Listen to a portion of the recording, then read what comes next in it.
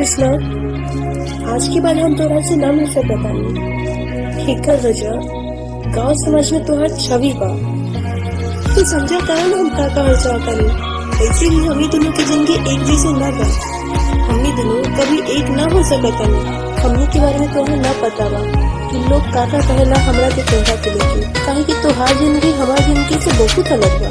बिछड़े के गम तो हमें तोहरा से बहुत बा, लेकिन का कहल जा सकता।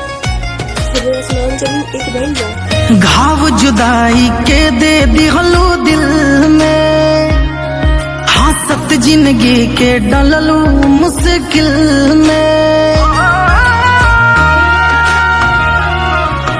घाव जुदाई के दे दिहलो दिल में, हंसत जिंदगी के डललू मुश्किल में। बिछड़े के गम चेहरा पर दिखे, दिल तोड़ के मुस्कुराइल तोहरा से केहू सीखे। दिल तोड़ के मुस्कुराइल तोहरा से केहू सीखे।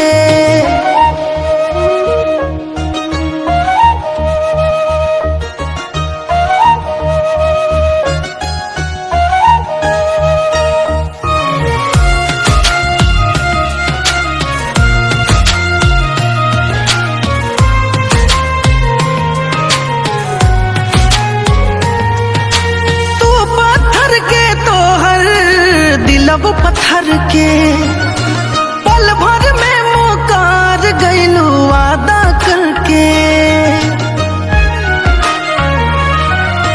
तू पत्थर के तोहर दिलब पत्थर के पल भर में मुकार गइलू वादा करके।